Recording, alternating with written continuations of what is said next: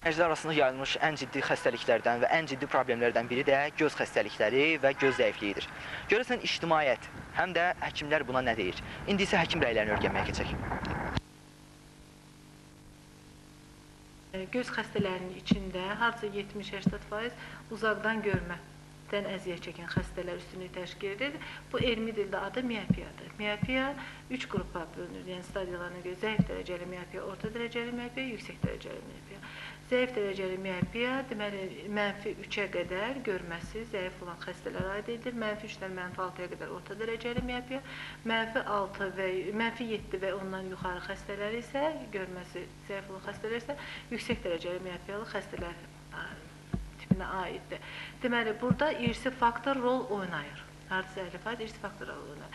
Lakin son zamanlar, məsələn, müşahidə göstərir ki, valideynlər yaxşı görür, ata-ana yaxşı görmə qabiliyyətinə malikdir, amma uşaqlarda bu. Bu nədən irəli gəlir? Uşaqların erkən yaşda telefondan istifadə, kompüterdən istifadə etməsi, sonra dərs yükünün çoxalması, həddən artıq çox oxuma, qaranlıq otaqda oxuma, sonra yüklənmə həddən artıq dərslə əlaqədar olar. Bunun qabağını almaq üçün də əgər kompüterlə işləmək vacibdirsə, hardasa gün ərzində 1 saat, 2 saat, ondan artıq icazə verilmir. Sonra qoruyucu eynəklər var, onlardan istifadə etmək olar. Antibiotik, orqanik şüşələrdən istifadə eləmək olar.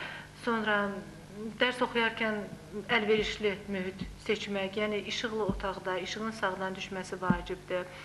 Yenə də əsas üstünlük verilir eynəklərə müalicəsində və indi elə bir tibb elmi ilə inkişaf edib ki, xüsusilə oftalmologiya sahəsi 10 dəqiqə ərzində eynəklərdən azad da olmaq istəyir. Lakin burada yaş həddi var. Gərək 18 yaşı bitirəsən. Yəni 18 yaşından sonra buynuz qıcada olan əməliyyatlarla bunun qarşısını almaq olur. Son zamanlar göz probleminə görə həkimə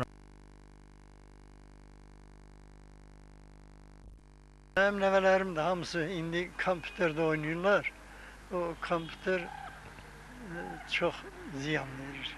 Ailədən də gələn bir şey. Mənim anamın gözü də belə zəifdir. Onlara irsi xəstəlik də vardı. Amma yəni əksəriyyəti kompüterdən dolayı gözləri belə zəiflədir. Dərs oxuyanda, kitab oxuyarkən də məsəl üçün tələbələr və yaxud da şagirdlər müəyyən qanuna uyğunluğa riayət eləmirlər. Məsələn, uzanaraqdan, yəni düzgün oxuma qaydalarından istifadə eləmədiklərinə görə bu da onların gözlərinin zəifləməsinə başlıca bir təsir göstərir. Sosial şəbəkələrdən çox istifadə edirik.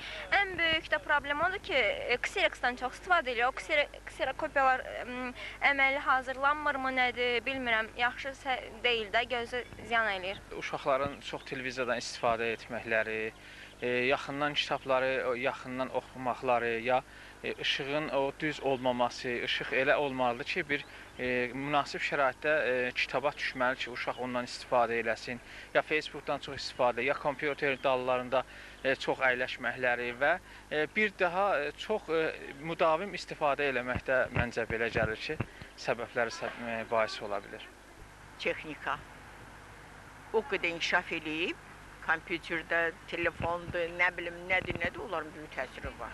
Məndə anadan gəlmə xəstəliyidir. Xəstəlik deyəndə yəni yaxından görmədi məndə. Uzağı zəif görürəm. Ümumiyyətlə dərs oxuyanda istifadə edirsiniz bu açıqlardan? Maskini həmişə istifadə edirəm, ancaq yəni yatanda çıxardım. Bir fəsil dəyişikliyinə bir də ki, kitab və yaxud da mütaliə etməklə bağlı ola bilər. Bəzi insanlar göz zəifliklərini hava ilə, bəziləri isə kompüterlərlə əlaqələndirirlər. Əslində isə mütəxəssislərin fikri bambaşqadır. Mütəxəssislər bunun irsi problemlərlə əlaqədar olacağını da bildirirlər. Ən əsası bizə dünyanı gözəl göstərən gözlərimizi qorumağa çalışaq. Faiq Kərimoğlu, Məhəmməd Novruzlu, Bakı Dövlət Universiteti.